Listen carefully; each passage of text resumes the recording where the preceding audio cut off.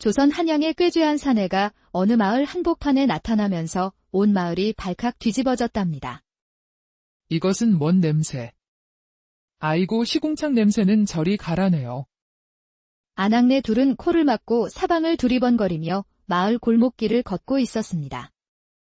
그런데 그때 머리는 감지 못했는지 떡이 져 있었고 입고 있는 옷은 꼬질꼬질 더러웠습니다.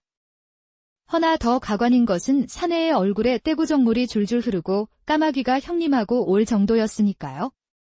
그 마을에는 아주 깔끔쟁이 선아가 살고 있었답니다.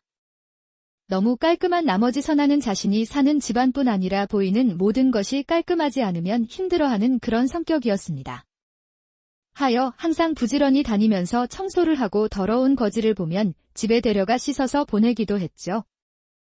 마을 사람들은 마을이 깨끗해서 좋기도 했지만 한편으로 너무 깔끔하여 피곤했답니다.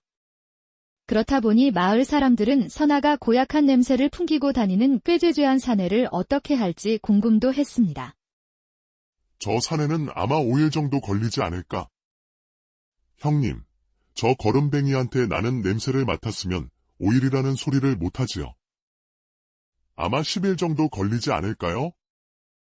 그럼 내기나 해볼까? 점심으로 호박 부침이 어떠한가? 좋아요. 저기 사내가 오는구먼? 하룻밤 묵을 곳이 있겠나? 주막에서는 방이 없다고 하는구나. 이쪽으로 가시면 끝집이 있지요. 그곳에 사는 아씨라면 방과 먹을 것을 내어줄 것이요. 정말이요. 세상에 그런 아씨가 다 있다니. 사내는 감동을 받고 아낙네들이 알려준 선아의 집으로 걸어갔죠. 헌데 사내가 지나갈 때마다 사람들은 수군거렸습니다. 그리하여 여기저기에서 내기가 시작이 되었답니다. 사내는 아낙네가 알려준 기와집에 도착하여 큰 소리로 문지기를 불렀습니다. 이리 오너라. 무슨 일로 오셨는가? 지나가는 나그네인데 여기 오면 잘 방을 내어준다고 하소만. 아이고, 이제는 방을 내어주지 않는다고 했는데 왜 이리 사람을 보내는지 모르겠네요. 개똥아, 밖에 웬 소란이냐? 어떤 사내가 오늘 밤 묵을 방이 필요하다고 하시는데요. 어서 모시지 않고 무엇하느냐? 그리하여 개똥이의 안내를 받고 사랑채로 이동을 하고 있었습니다. 개똥아, 손님을 별채에 안내하거라. 근데 이것은... 아니, 말이 많다. 어서. 아니다. 먼저 목간통에 물을 데워라. 이 냄새는 지금까지 맡은 냄새 중에 최고이구나. 그리고 사내의 옷은 동구 밖에서 태우거라. 아니다. 개똥아. 그 사내를 바로 집으로 들이면 아니 되겠구나. 몸에 이가 얼마나 많겠느냐? 선아는 사내의 고약한 냄새를 맡은 후로 진정을 못하고 허둥지둥 횡설수설을 했습니다. 사내를 데리고 나가 옷을 갈아입히고 다시 오겠습니다. 선아는 코를 막고 고개만 끄덕이고 있었죠. 사내는 그런 선아를 보며 말을 했답니다. 내가 어떻다고 다들 호들갑인 것이오. 우리 아씨가 어떤 분인지 모르고 온 것이오. 일단 선아 아씨가 아닌 이상 이 동네를 빠져나가지 못할 것이오. 내 두 다리가 있는데 못 갈 곳이 어디요? 알게 될 것이오. 개똥이도 사내의 고약한 냄새에 숨 쉬는 것을 힘들어했답니다. 얼마나 걸어갔을까?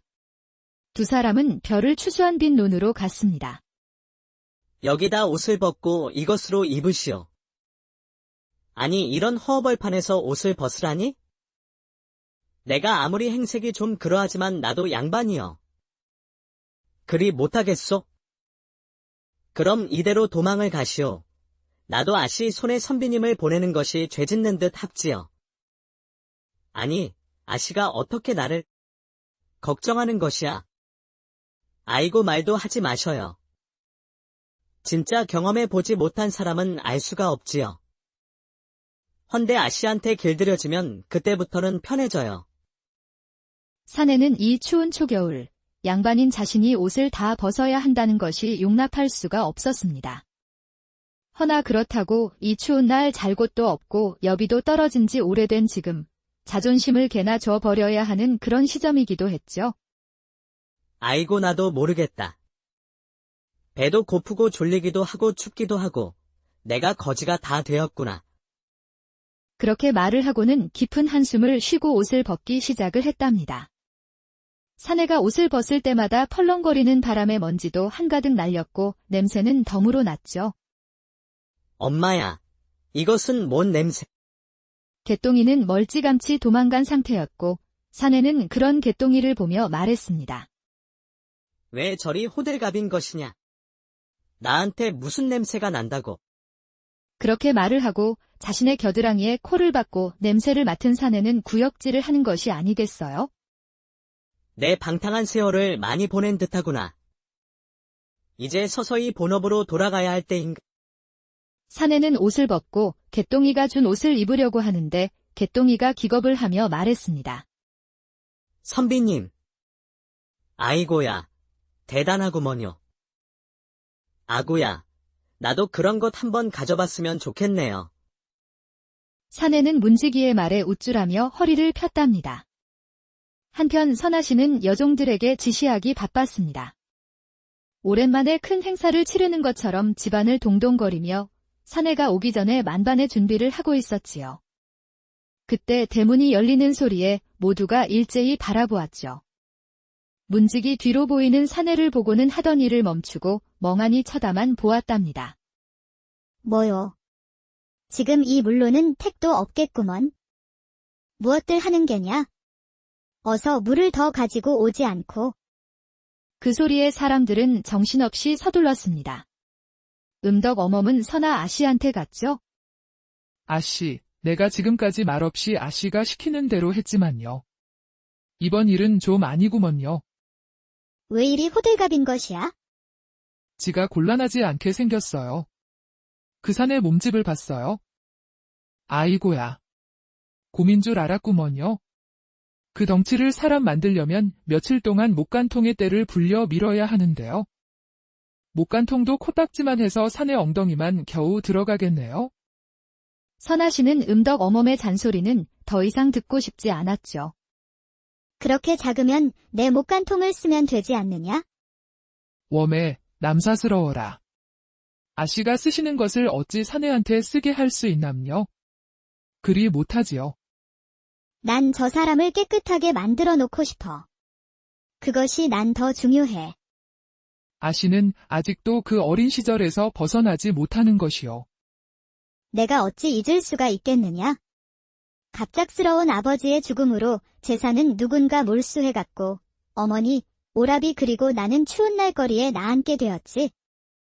그 서름은 생각만 해도 끔찍해. 난 어떤 누구도 그런 서름을 받지 않았으면 좋겠어. 우리 아씨, 어쩌면 좋아요. 그 어린 마음에 얼마나 아픈 상처였기에 아직까지 잊지 못하시고. 지가 그 산에 말끔하게 만들어 놓겠구먼요. 선아씨는 음덕 어멈의 뒷모습을 보며 자신을 반성도 해봤지만 도저히 그냥 넘기지 못하는 자신이 싫기도 했습니다. 그리고 직접 확인을 하지 못하면 조급증이 생겨 배가 아파오고 머리가 아파왔으니 더 이상 참지 못하고 목간통이 있는 곳으로 갔답니다. 선비는 반항하지 않고 잘 따라주고 있는 것이야. 말도 마요. 여기가 제 집인 것처럼 잘 적응하고 있구먼요. 배고프다고 해서 목욕 다 하고 드린다고 해도 며칠을 제대로 먹지를 못하셨다 하여 드렸지요. 잡수시고 목간통에서 세상 모르게 자고 있다고 하구먼요. 다행이구나. 누가 들어가 있는 것이냐? 개똥이하고 칠섭이 둘이 들어갔지요. 그때 목간통에서 두 머슴의 대화 소리가 들렸습니다. 형님은 이 정도는 아니네요. 무슨 소리를 하는 것이요? 한번 보여줘. 보여줘 봐요. 어린 반푼어치도 없지요. 칠섭이는 보여줄 수도 없고 마음이 상했는지 투덜거리며 때를 밀고 있었습니다. 이것이 무슨 소린 것이야? 아씨는 몰라도 돼요. 나중에 다 알게 되는구먼요. 음덕 어멈은 아씨가 두 머슴의 대화 뜻을 알면 기겁할 것 같아 말을 돌렸답니다. 아이고야, 때가 국수 가락처럼 나오네요. 개똥아, 이거 모아서 국수 한 사발 말아 줄까나. 개똥이는 더럽다며 구역질을 했습니다. 그때 자고 있던 사내가 국수 소리에 눈을 뜨고는 말했죠. 나도 국수 주어라. 너희들만 먹는 것이냐? 아이고, 선비님 그렇게 드시고도 배가 고픈가요? 내 놈도 며칠을 굶어 보거라. 내가 너희들도 잡아먹을 판이다. 선비님, 저희는 맛이 없어요. 그러니 어여 목욕하시고 막걸리 드시고 주무시지요. 그것 좋은 생각이구나. 그나저나 언제 목욕이 끝나는 것이냐? 이거 보셔요. 때가 밀어도 끝없이 나오네요. 1년 묵은 때가 하루아침에 다 밀리겠느냐? 이제 되었으니 그만하거라. 그것은 아니되오. 우리 아씨가 때 있는 꼴을 못 보셔요. 그것은 아씨 사정이고 난 어서 나가 막걸리를 마셔야겠다. 헌데 옷이 바지만 있는 것이냐? 맞는 옷이 없어서 아마도 방에 준비되어 있지 않을까요? 그렇구나. 그럼 바지만 입고 나가야겠다. 개똥이와 칠섭이는 커다란 덩치에 밀려 이러지도 저러지도 못하고 죽을 상을 하고 나왔답니다. 사내는 목간통 문을 활짝 열고 나왔죠. 헌데 이것이 무슨 일이랍니까? 목간통 밖에는 선아씨부터 시작으로 음덕어멈 그리고 시중을 들던 여종들이 넋 나간 사람들처럼 사내를 쳐다보고 있었습니다. 음덕어멈은 선아 아씨의 눈을 가리고 서둘러 안방으로 이동을 했답니다. 선아 아씨는 온몸이 근육으로 울퉁불퉁한 사내의 몸을 처음 보는 순간 참으로 신기하다 생각이 들었죠. 하지만 그것보다 더 신경이 쓰이는 것이 있었으니. 음덕어멈, 사내의 몸이 저리도 단단한 것이야? 다 그런 것은 아니고요. 운동으로 단련된 사람들은 근육이 저리 성나있기도 하지요. 근데 저 정도 몸이 되는 사람이라면 혹시 자객 아닐까요? 잠시만. 자객이라면 검을 가지고 다녀야 하는 것 아니야? 검은 없잖아. 그러네요. 일단 막걸리 마시려고 나온 사람이니 일단 막걸리 먹이고 재울게요. 선아씨는 사내의 얼굴에 아직 덜 벗겨진 때가 자꾸만 생각이 났죠. 한편 사랑채에는 아주 거한 술판이 벌어졌답니다. 이리도 맛있는 막걸리는 처음이요. 이것을 누가 만든 것이요? 우리 아씨랑 음덕어멈이 만들지요? 아씨가 이런 것도 만들 줄 아는 것이냐? 그것뿐인 줄 아세요. 우리 설빔도 직접 만들어 주시지요. 아주 따뜻하구먼요. 막걸리에 취한 사내는 졸린 눈을 하고 이불 위에 눕고 말했습니다. 나도 누가 설빔 하나 만들어 줬으면 좋겠다. 사내는 그 한마디 남기고 스르륵 잠들었답니다. 잠시 후 모든 사람들은 고된 하루였기에 일찍 잠자리에 들었습니다. 허나 단 한 명, 선아씨는 사내의 얼굴에 때가 남아있는 것이 신경 쓰였던 거죠. 하여 물그릇과 수건을 가지고 들어왔답니다. 호롱불을 사내 옆에 놓고 조용히 수건에 물을 묻혀 얼굴을 닦기 시작했습니다. 점점 사내의 얼굴의 검정때들이 서서히 없어지니 선아씨는 기분이 좋아지고 있었죠. 이리 얼굴이 깨끗해지니 선비님의 얼굴이 환하십니다. 이제 되었으니 편히 주무시지요. 선아는 속삭이듯 조용히 말을 하고는 몸을 일으키려 했답니다. 그때 사내가 갑자기 선아 아씨의 손을 잡는 것이 아니겠어요. 선아 아씨는 너무 놀란 나머지 소리도 칠 수가 없었습니다. 사내는 선아 씨의 손을 자신의 볼에 가져가고는 말했답니다. 어머니의 손은 참으로 따뜻합니다. 어디도 가지 마시고 제 옆에 있으세요. 사내는 어머니의 꿈을 꾸고 있는지 얼굴은 어린아이처럼 미소 짓고 있었습니다. 저도 어머니의 손이 참으로 따스했지요. 선아 씨는 자신의 손을 살며시 빼고는 안방으로 갔답니다. 다음 날 아침 사내는 배고프다며 이불을 온몸에 칭칭 감고 밖으로 나왔습니다. 선비님, 방 안에 계시면 아침상을 드릴 거구먼요. 나를 잊고 너희들만 먹는 줄 알았다. 헌데 난 언제 옷을 입을 수 있는 것이냐. 거의 만들어지고 있구먼요. 그러니 좀 방에 계시지요. 사내는 고개를 끄덕이며 안방을 쳐다보고는 사랑채로 들어갔습니다. 그런데 그때 관아에서 포졸 2명이 찾아온 것이 아니겠어요? 사또께서 좋은 말로 얘기할 때 이 집을 비우라 말씀하셨네? 이 집은 내가 값을 치른 내 집이요. 여기 문서도 있지 않소. 그것은 저번에도 말을 했지만 가짜 문서라 하지 않았는가? 어찌하여 이것이 가짜라는 말이요? 사내는 사랑채 안에서 듣고 있다가 이불을 돌돌 말고 밖으로 나왔습니다. 낭자, 나도 그 문서 한번 봅시다. 내가 말이요. 집은 없지만 집에 관한 것은 너무 잘 알지요.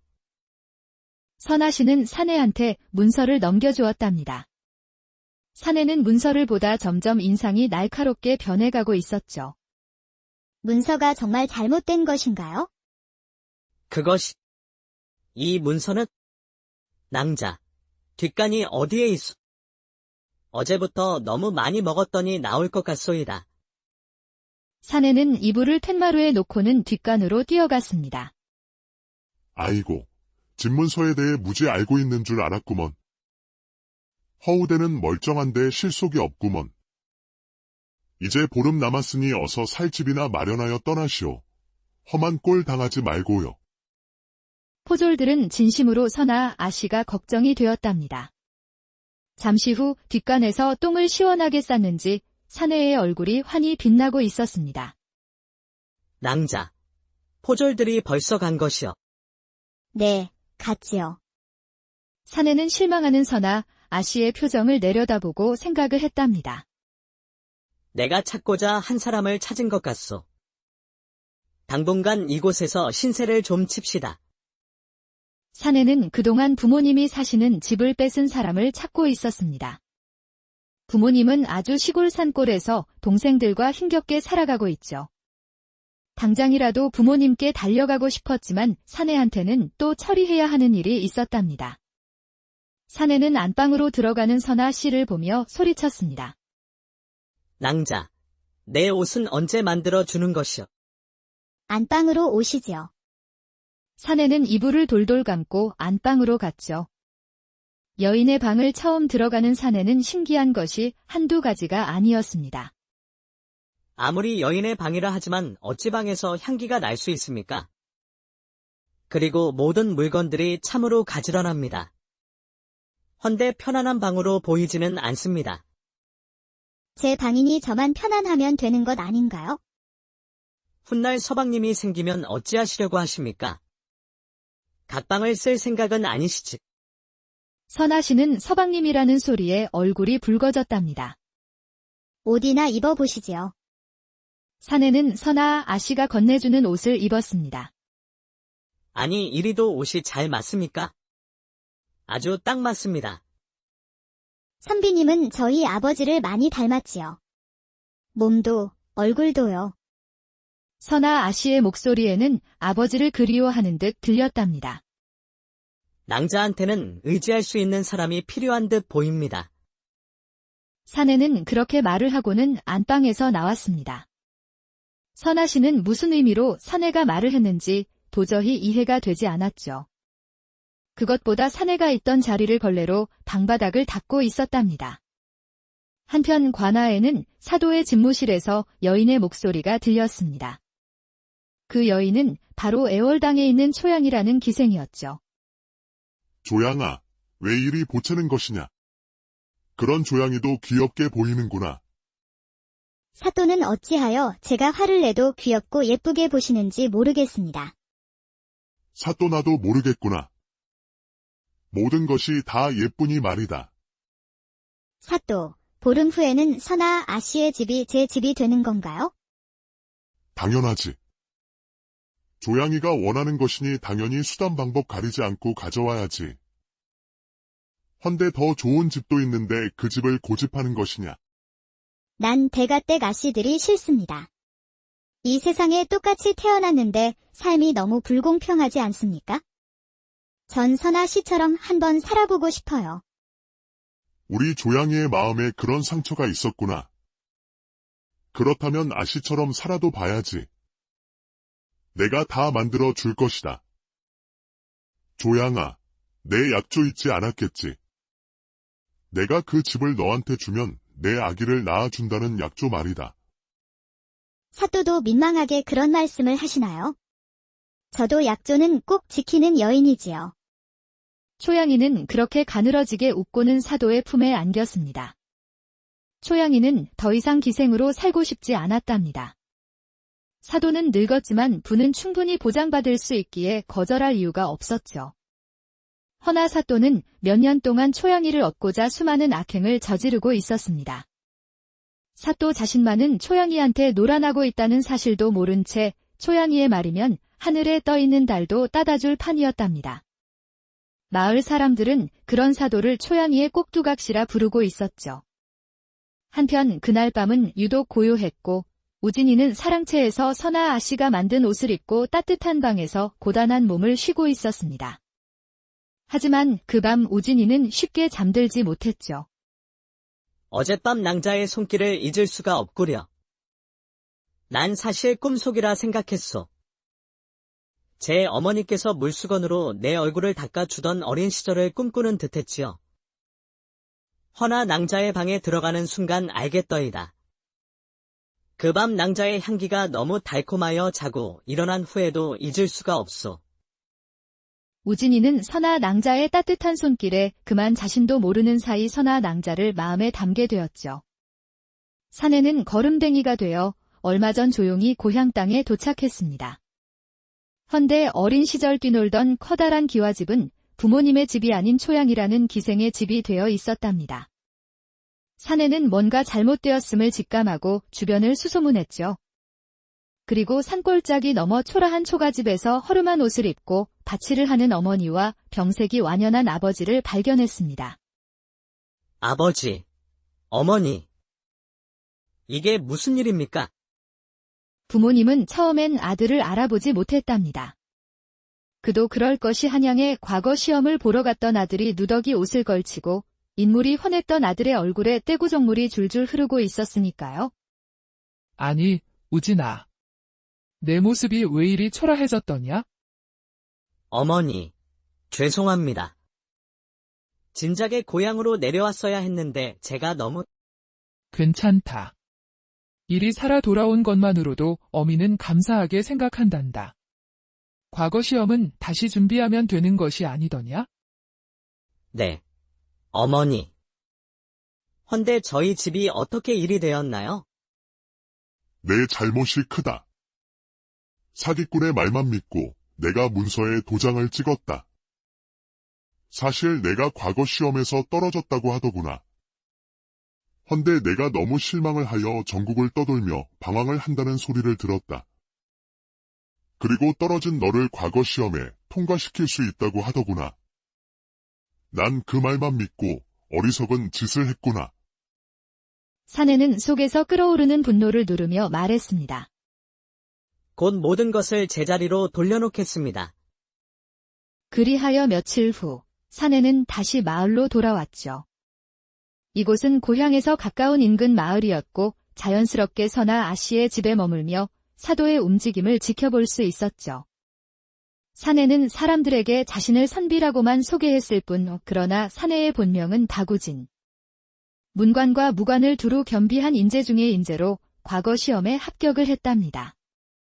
왕은 암행어사가 되어야 하는 사내를 의금부 도사의 측근에 넣고는 비밀리에 움직이는 적견의 수장을 찾는 일에 착수할 수 있게 만들었죠. 하여 사내는 걸음뱅이로 위장을 하고 마을을 돌며 적견의 수장을 찾기 시작을 했습니다. 헌데 선아 씨의 집을 몰수하는 수법이 사내의 눈에 이상하게 보였던 거죠. 선아 씨의 집으로 들어가 본격적으로 알아보기 시작을 했답니다.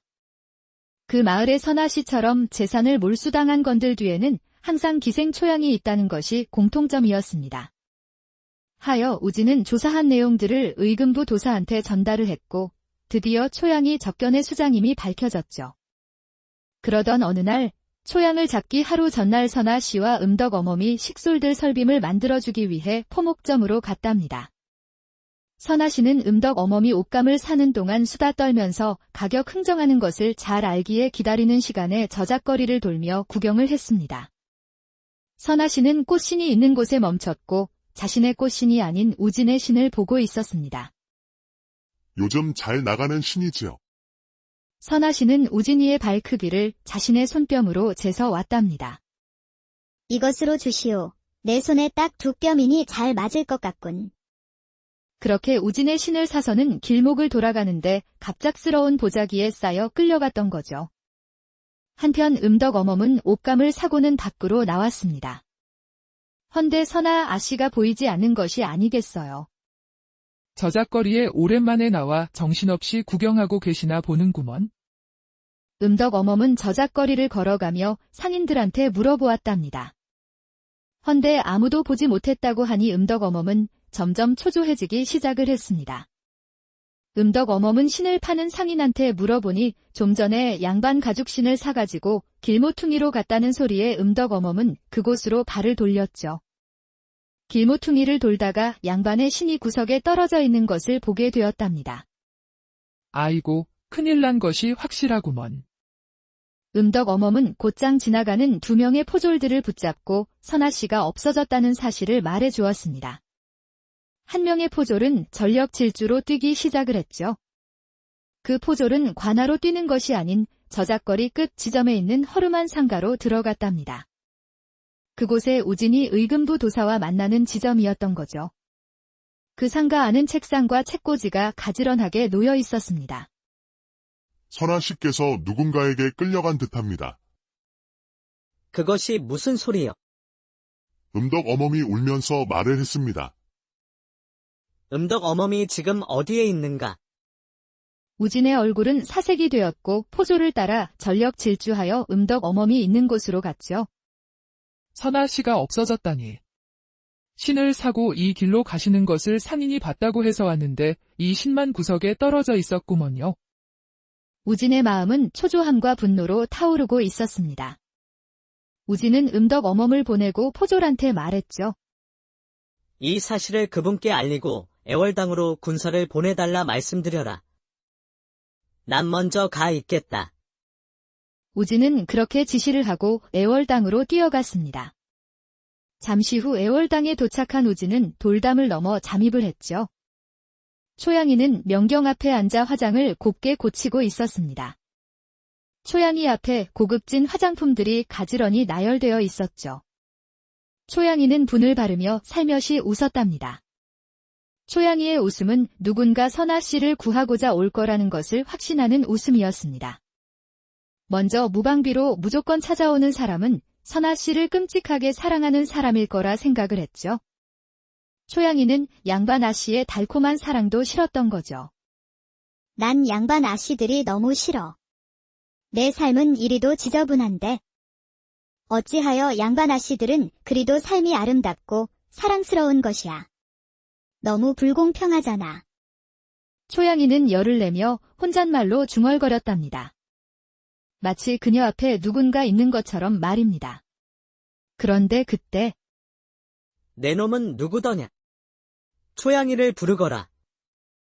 내가 단판을 지으려고 한다. 초양은 올 것이 왔다는 생각에 피식 웃고는 밖으로 나왔습니다. 아니, 선비님이셨군요. 하도 거름댕이처럼 보여서 전 짐작도 못하고 있었지요. 선비님 정말 대단하십니다. 우진은 비아냥거리는 초양이를 보고 말했답니다. 선아 아씨의 몸에 작은 상처라도 생겼다면 넌 오늘 죽은 목숨이다. 초양은 우진의 말에 질투가 났습니다. 어디 한번 상처를 내봐야 되겠군. 당신이 어떻게 변하는지 보고 싶어. 우진은 초양이의 도발에 말려들면 아니 될 것 같았죠. 참으로 불쌍하구나. 사랑해주는 서방과 한 가정을 꾸려야 하는 여자가 그 꿈을 이루지 못하고 괴로워하는 듯 보이는구나. 뭐라. 인정을 베풀고자 했는데 너의 그 혓바닥이 나를 자극하는구나. 다들 나오거라. 초양이의 말에 사방에서 복면을 쓴 자들이 나오기 시작을 했습니다. 자객들의 칼날은 날카로웠고 손에 아무것도 없는 우진은 꼼짝없이 죽은 목숨이었죠. 자객들은 우진이한테 사방에서 칼날을 날리기 시작을 했답니다. 우진이의 눈빛은 날카롭게 변했고 빠르게 우진이를 공격하는 한 자객을 맨손으로 제압을 했으며 자객의 칼을 빼서 자객들의 공격을 막아내고 있었습니다. 그 모습은 마치 야생의 호랑이를 보는 듯했죠. 그 모습을 지켜보는 초양이는 우진이의 야성미에 흠뻑 젖어가고 있었습니다. 자신도 모르는 사이 그 모습을 지켜보던 초양이는 자객들의 형편없는 실력에 초조해져 갔답니다. 하여 선아 씨를 끌고 대청으로 데리고 왔죠. 그리고 소리를 쳤습니다. 보시오, 우진이. 우진은 자객들의 힘이 빠진 틈을 타 초양이를 보았답니다. 헌데 선아 아씨의 얼굴에 작지만 날카로운 은장도로 위협하는 것이 아니겠어요. 우진은 자리에 멈췄습니다. 그리고 공격하려던 자객들도 초양의 한 번의 손짓에 멈춰 섰답니다. 우진이, 내가 못할 것 같소? 허나 나리가 내 앞에 무릎을 꿇고 나의 사내가 되어준다면 선아 씨는 더 이상 위험에서 벗어난 삶을 살 것이오.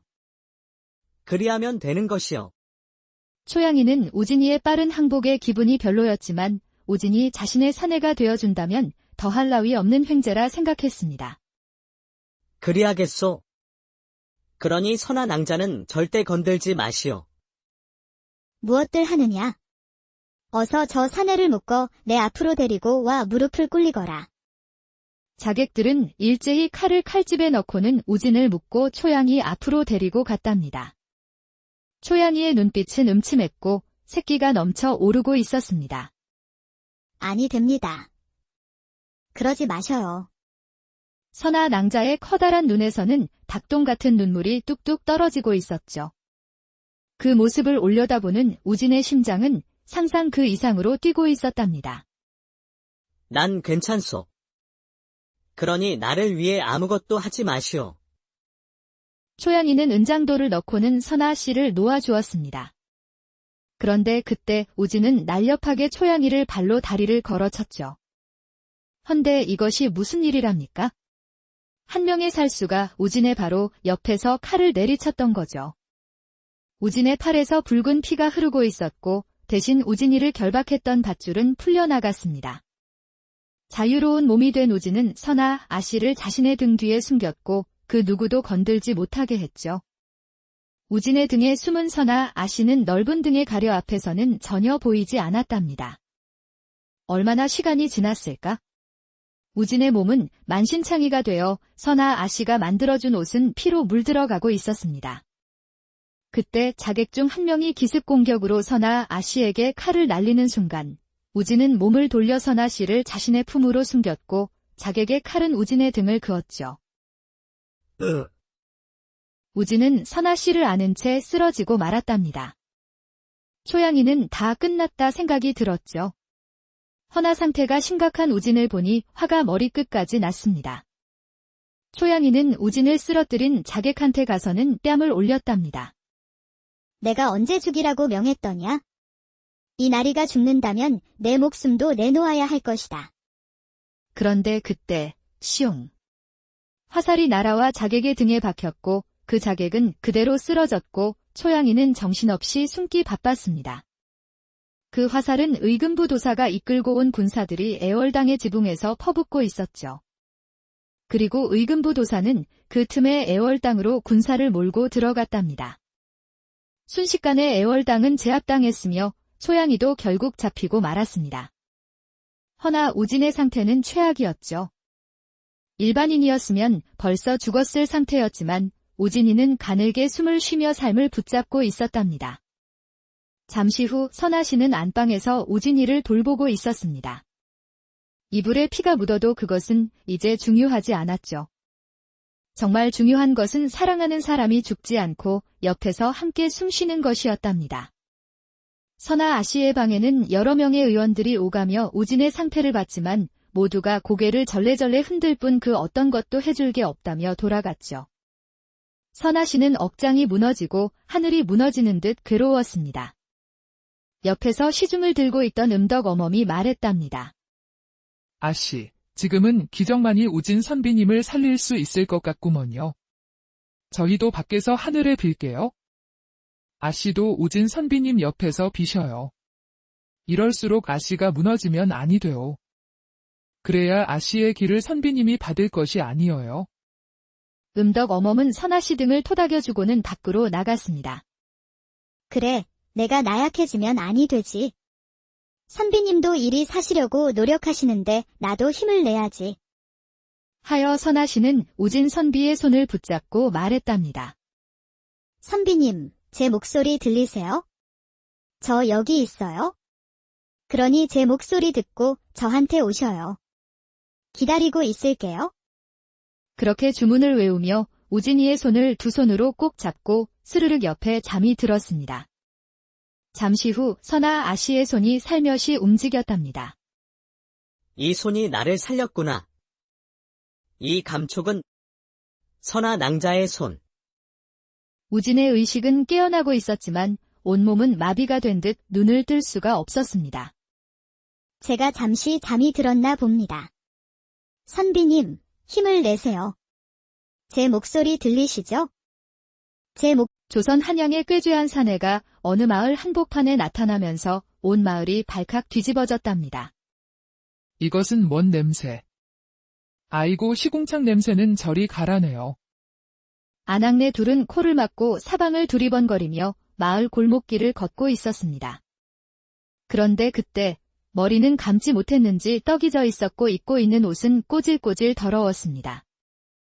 허나 더 가관인 것은 사내의 얼굴에 떼구정물이 줄줄 흐르고 까마귀가 형님하고 올 정도였으니까요. 그 마을에는 아주 깔끔쟁이 선아가 살고 있었답니다. 너무 깔끔한 나머지 선아는 자신이 사는 집안뿐 아니라 보이는 모든 것이 깔끔하지 않으면 힘들어하는 그런 성격이었습니다. 하여 항상 부지런히 다니면서 청소를 하고 더러운 거지를 보면 집에 데려가 씻어서 보내기도 했죠. 마을 사람들은 마을이 깨끗해서 좋기도 했지만 한편으로 너무 깔끔하여 피곤했답니다. 그렇다 보니 마을 사람들은 선아가 고약한 냄새를 풍기고 다니는 꾀죄죄한 사내를 어떻게 할지 궁금도 했습니다. 저 사내는 아마 5일 정도 걸리지 않을까? 형님, 저 거름뱅이한테 나는 냄새를 맡았으면 5일이라는 소리를 못하지요. 아마 10일 정도 걸리지 않을까요? 그럼 내기나 해볼까? 점심으로 호박 부침이 어떠한가? 좋아요. 저기 사내가 오는구먼? 하룻밤 묵을 곳이 있겠나? 주막에서는 방이 없다고 하는구나. 이쪽으로 가시면 끝집이 있지요. 그곳에 사는 아씨라면 방과 먹을 것을 내어줄 것이요. 정말이요. 세상에 그런 아씨가 다 있다니. 사내는 감동을 받고 아낙네들이 알려준 선아의 집으로 걸어갔죠. 헌데 사내가 지나갈 때마다 사람들은 수군거렸습니다. 그리하여 여기저기에서 내기가 시작이 되었답니다. 사내는 아낙네가 알려준 기와집에 도착하여 큰 소리로 문지기를 불렀습니다. 이리 오너라. 무슨 일로 오셨는가? 지나가는 나그네인데 여기 오면 잘 방을 내어준다고 하소만. 아이고, 이제는 방을 내어주지 않는다고 했는데 왜 이리 사람을 보내는지 모르겠네요. 개똥아, 밖에 웬 소란이냐? 어떤 사내가 오늘 밤 묵을 방이 필요하다고 하시는데요. 어서 모시지 않고 무엇하느냐? 그리하여 개똥이의 안내를 받고 사랑채로 이동을 하고 있었습니다. 개똥아, 손님을 별채에 안내하거라. 근데 이것은... 아니, 말이 많다. 어서. 아니다. 먼저 목간통에 물을 데워라. 이 냄새는 지금까지 맡은 냄새 중에 최고이구나. 그리고 사내의 옷은 동구 밖에서 태우거라. 아니다. 개똥아. 그 사내를 바로 집으로 들이면 아니 되겠구나. 몸에 이가 얼마나 많겠느냐? 선아는 사내의 고약한 냄새를 맡은 후로 진정을 못하고 허둥지둥 횡설수설을 했습니다. 사내를 데리고 나가 옷을 갈아입히고 다시 오겠습니다. 선아는 코를 막고 고개만 끄덕이고 있었죠. 사내는 그런 선아를 보며 말을 했답니다. 내가 어떻다고 다들 호들갑인 것이요. 우리 아씨가 어떤 분인지 모르고 온 것이요. 일단 선아 아씨가 아닌 이상 이 동네를 빠져나가지 못할 것이요. 내 두 다리가 있는데 못 갈 곳이 어디요? 알게 될 것이요. 개똥이도 사내의 고약한 냄새에 숨 쉬는 것을 힘들어했답니다. 얼마나 걸어갔을까? 두 사람은 별을 추수한 빈 눈으로 갔습니다.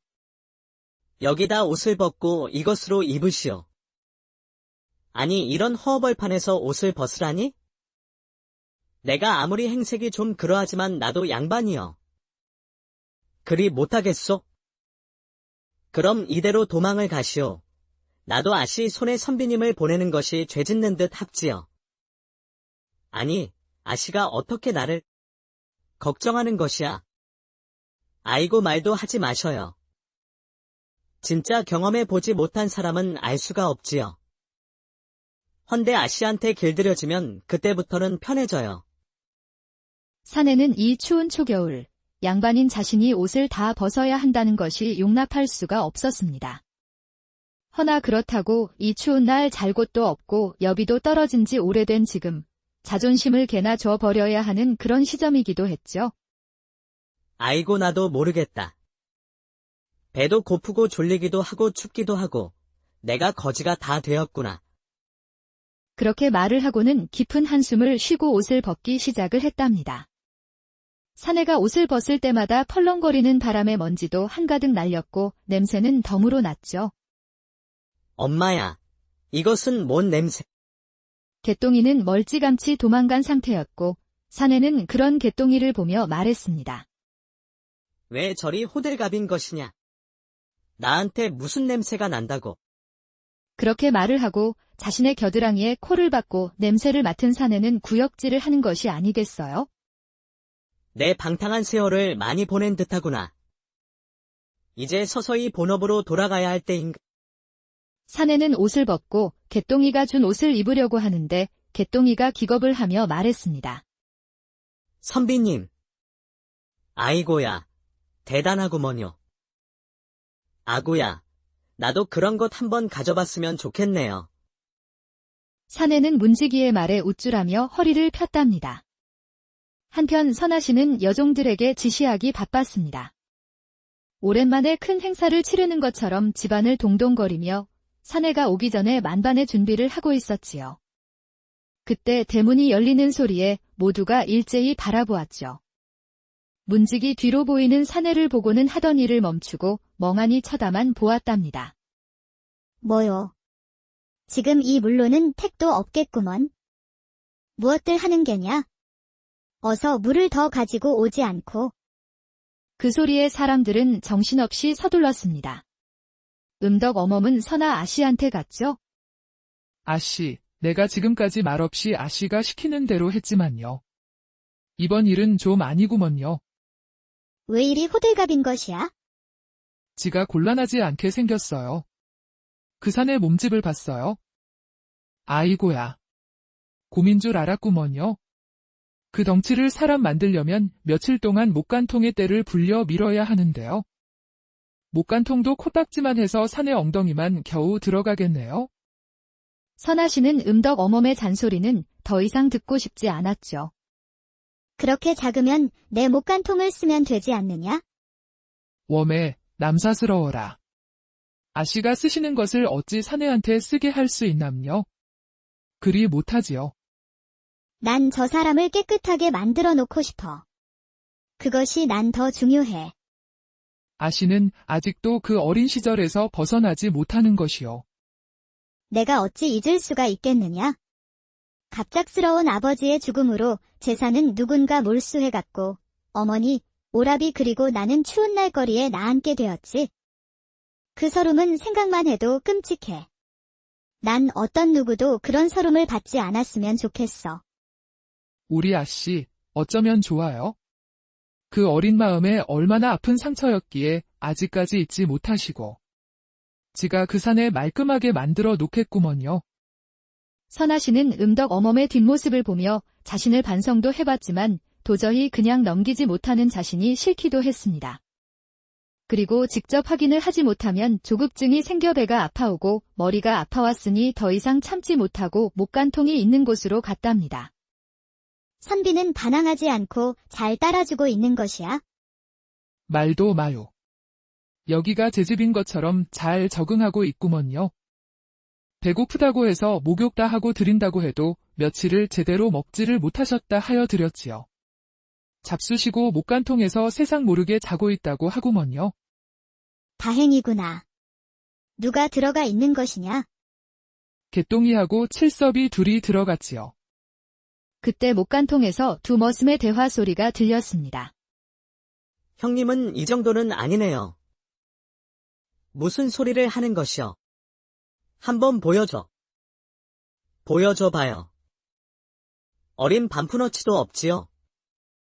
칠섭이는 보여줄 수도 없고 마음이 상했는지 투덜거리며 떼를 밀고 있었습니다. 이것이 무슨 소린 것이야? 아씨는 몰라도 돼요? 나중에 다 알게 되는구먼요. 음덕 어멈은 아씨가 두 머슴의 대화 뜻을 알면 기겁할 것 같아 말을 돌렸답니다. 아이고야, 때가 국수 가락처럼 나오네요. 개똥아, 이거 모아서 국수 한 사발 말아 줄까나. 개똥이는 더럽다며 구역질을 했습니다. 그때 자고 있던 사내가 국수 소리에 눈을 뜨고는 말했죠. 나도 국수 주어라. 너희들만 먹는 것이냐? 아이고, 선비님 그렇게 드시고도 배가 고픈가요? 내 놈도 며칠을 굶어 보거라. 내가 너희들도 잡아먹을 판이다. 선비님, 저희는 맛이 없어요. 그러니 어여 목욕하시고 막걸리 드시고 주무시지요. 그것 좋은 생각이구나. 그나저나 언제 목욕이 끝나는 것이냐? 이거 보셔요. 때가 밀어도 끝없이 나오네요. 1년 묵은 때가 하루아침에 다 밀리겠느냐? 이제 되었으니 그만하거라. 그것은 아니 돼요. 우리 아씨가 때 있는 꼴을 못 보셔요. 그것은 아씨 사정이고 난 어서 나가 막걸리를 마셔야겠다. 헌데 옷이 바지만 있는 것이냐? 맞는 옷이 없어서 아마도 방에 준비되어 있지 않을까요? 그렇구나. 그럼 바지만 입고 나가야겠다. 개똥이와 칠섭이는 커다란 덩치에 밀려 이러지도 저러지도 못하고 죽을 상을 하고 나왔답니다. 사내는 목간통 문을 활짝 열고 나왔죠. 헌데 이것이 무슨 일이랍니까? 목간통 밖에는 선아씨부터 시작으로 음덕 어멈 그리고 시중을 들던 여종들이 넋 나간 사람들처럼 사내를 쳐다보고 있었습니다. 음덕 어멈은 선아 아씨의 눈을 가리고 서둘러 안방으로 이동을 했답니다. 선아 아씨는 온몸이 근육으로 울퉁불퉁한 사내의 몸을 처음 보는 순간 참으로 신기하다 생각이 들었죠. 하지만 그것보다 더 신경이 쓰이는 것이 있었으니 음덕 어멈, 사내의 몸이 저리도 단단한 것이야? 다 그런 것은 아니고요. 운동으로 단련된 사람들은 근육이 저리 성나 있기도 하지요. 근데 저 정도 몸이 되는 사람이라면 혹시 자객 아닐까요? 잠시만. 자객이라면 검을 가지고 다녀야 하는 것 아니야? 검은 없잖아. 그러네요. 일단 막걸리 마시려고 나온 사람이니 일단 막걸리 먹이고 재울게요. 선아씨는 사내의 얼굴에 아직 덜 벗겨진 때가 자꾸만 생각이 났죠. 한편 사랑채에는 아주 거한 술판이 벌어졌답니다. 이리도 맛있는 막걸리는 처음이요. 이것을 누가 만든 것이요? 우리 아씨랑 음덕 어멈이 만들지요? 아씨가 이런 것도 만들 줄 아는 것이냐? 그것뿐인 줄 아세요. 우리 설빔도 직접 만들어 주시지요. 아주 따뜻하구먼요. 막걸리에 취한 사내는 졸린 눈을 하고 이불 위에 눕고 말했습니다. 나도 누가 설빔 하나 만들어줬으면 좋겠다. 사내는 그 한마디 남기고 스르륵 잠들었답니다. 잠시 후 모든 사람들은 고된 하루였기에 일찍 잠자리에 들었습니다. 허나 단 한 명, 선아씨는 사내의 얼굴에 때가 남아있는 것이 신경 쓰였던 거죠. 하여 물그릇과 수건을 가지고 들어왔답니다. 호롱불을 사내 옆에 놓고 조용히 수건에 물을 묻혀 얼굴을 닦기 시작했습니다. 점점 사내의 얼굴에 검정때들이 서서히 없어지니 선아 씨는 기분이 좋아지고 있었죠. 이리 얼굴이 깨끗해지니 선비님의 얼굴이 환하십니다. 이제 되었으니 편히 주무시지요. 선아는 속삭이듯 조용히 말을 하고는 몸을 일으키려 했답니다. 그때 사내가 갑자기 선아 아씨의 손을 잡는 것이 아니겠어요. 선아 아씨는 너무 놀란 나머지 소리도 칠 수가 없었습니다. 사내는 선아 씨의 손을 자신의 볼에 가져가고는 말했답니다. 어머니의 손은 참으로 따뜻합니다. 어디도 가지 마시고 제 옆에 있으세요? 사내는 어머니의 꿈을 꾸고 있는지 얼굴은 어린아이처럼 미소 짓고 있었습니다. 저도 어머니의 손이 참으로 따스했지요. 선아 씨는 자신의 손을 살며시 빼고는 안방으로 갔답니다. 다음 날 아침, 사내는 배고프다며 이불을 온몸에 칭칭 감고 밖으로 나왔습니다. 선비님, 방 안에 계시면 아침상을 드릴 거구먼요. 나를 잊고 너희들만 먹는 줄 알았다. 헌데 난 언제 옷을 입을 수 있는 것이냐. 거의 만들어주고 있구먼요. 그러니 좀 방에 계시지요. 사내는 고개를 끄덕이며 안방을 쳐다보고는 사랑채로 들어갔습니다. 그런데 그때 관아에서 포졸 2명이 찾아온 것이 아니겠어요? 사또께서 좋은 말로 얘기할 때 이 집을 비우라 말씀하셨네? 이 집은 내가 값을 치른 내 집이요. 여기 문서도 있지 않소. 그것은 저번에도 말을 했지만 가짜 문서라 하지 않았는가? 어찌하여 이것이 가짜라는 말이요? 사내는 사랑채 안에서 듣고 있다가 이불을 돌돌 말고 밖으로 나왔습니다. 낭자, 나도 그 문서 한번 봅시다. 내가 말이요. 집은 없지만 집에 관한 것은 너무 잘 알지요. 선아 씨는 사내한테 문서를 넘겨주었답니다. 사내는 문서를 보다 점점 인상이 날카롭게 변해가고 있었죠. 문서가 정말 잘못된 것인가요? 이 문서는? 낭자, 뒷간이 어디에 있어? 어제부터 너무 많이 먹었더니 나올 것 같소이다. 사내는 이불을 텐마루에 놓고는 뒷간으로 뛰어갔습니다. 아이고, 집문서에 대해 무지 알고 있는 줄 알았구먼. 허우대는 멀쩡한데 실속이 없구먼. 이제 보름 남았으니 어서 살 집이나 마련하여 떠나시오. 험한 꼴 당하지 말고요. 포졸들은 진심으로 선아 아씨가 걱정이 되었답니다. 잠시 후 뒷간에서 똥을 시원하게 쌌는지 사내의 얼굴이 환히 빛나고 있었습니다. 낭자, 포졸들이 벌써 간 것이요. 네, 갔지요. 사내는 실망하는 선아 아씨의 표정을 내려다보고 생각을 했답니다. 내가 찾고자 한 사람을 찾은 것 같소. 당분간 이곳에서 신세를 좀 칩시다.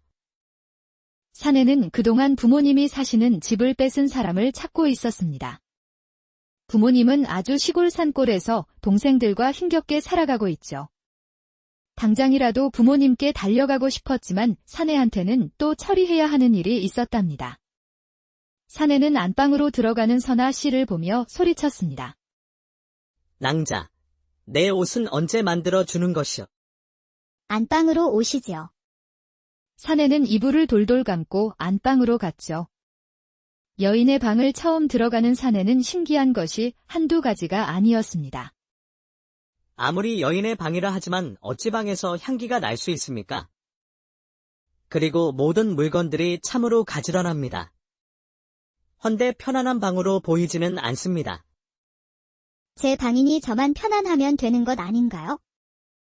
훗날 서방님이 생기면 어찌하시려고 하십니까? 각방을 쓸 생각은 아니시지? 선아 씨는 서방님이라는 소리에 얼굴이 붉어졌답니다. 옷이나 입어보시지요. 사내는 선아 아씨가 건네주는 옷을 입었습니다. 아니, 이리도 옷이 잘 맞습니까? 아주 딱 맞습니다. 선비님은 저희 아버지를 많이 닮았지요.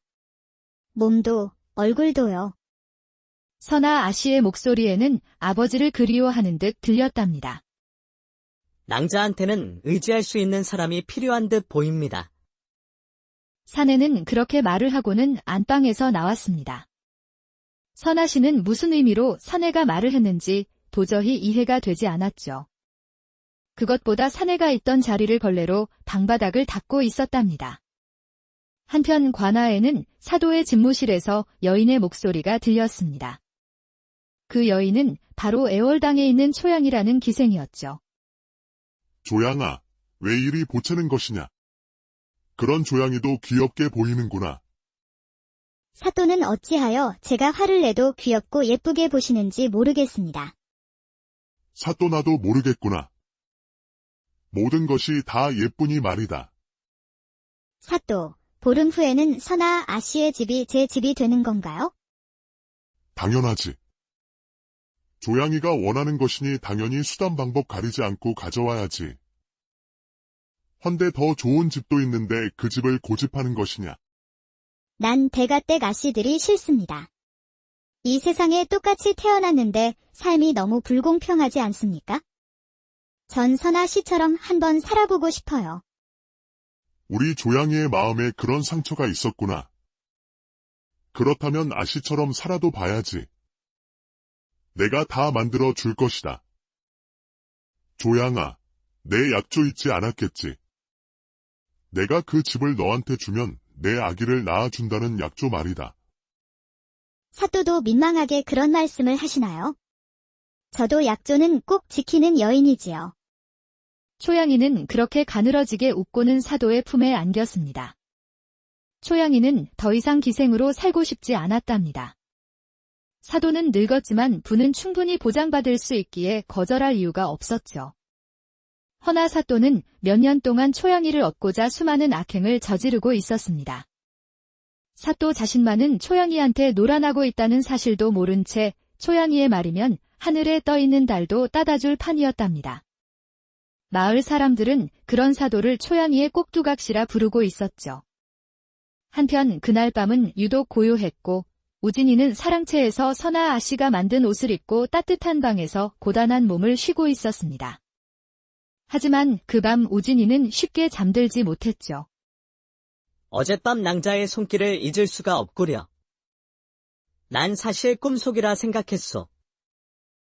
제 어머니께서 물수건으로 내 얼굴을 닦아주던 어린 시절을 꿈꾸는 듯했지요. 허나 낭자의 방에 들어가는 순간 알겠더이다. 그 밤 낭자의 향기가 너무 달콤하여 자고 일어난 후에도 잊을 수가 없소.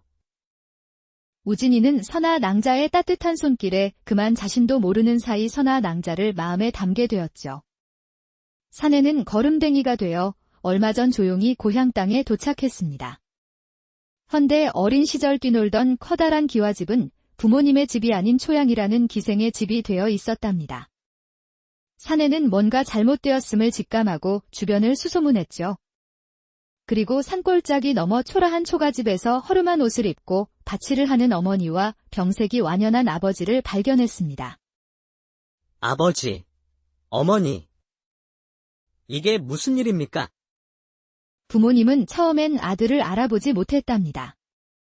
그도 그럴 것이 한양에 과거 시험을 보러 갔던 아들이 누더기 옷을 걸치고 인물이 훤했던 아들의 얼굴에 떼구정물이 줄줄 흐르고 있었으니까요. 아니, 우진아. 내 모습이 왜 이리 초라해졌더냐? 어머니, 죄송합니다. 진작에 고향으로 내려왔어야 했는데 제가 너무... 괜찮다. 이리 살아 돌아온 것만으로도 어미는 감사하게 생각한단다. 과거 시험은 다시 준비하면 되는 것이 아니더냐? 네, 어머니. 헌데 저희 집이 어떻게 일이 되었나요? 내 잘못이 크다. 사기꾼의 말만 믿고 내가 문서에 도장을 찍었다. 사실 내가 과거 시험에서 떨어졌다고 하더구나. 헌데 내가 너무 실망을 하여 전국을 떠돌며 방황을 한다는 소리를 들었다. 그리고 떨어진 너를 과거 시험에 통과시킬 수 있다고 하더구나. 난 그 말만 믿고 어리석은 짓을 했구나. 사내는 속에서 끓어오르는 분노를 누르며 말했습니다. 곧 모든 것을 제자리로 돌려놓겠습니다. 그리하여 며칠 후 사내는 다시 마을로 돌아왔죠. 이곳은 고향에서 가까운 인근 마을이었고 자연스럽게 선아 아씨의 집에 머물며 사도의 움직임을 지켜볼 수 있었죠. 사내는 사람들에게 자신을 선비라고만 소개했을 뿐 그러나 사내의 본명은 다구진. 문관과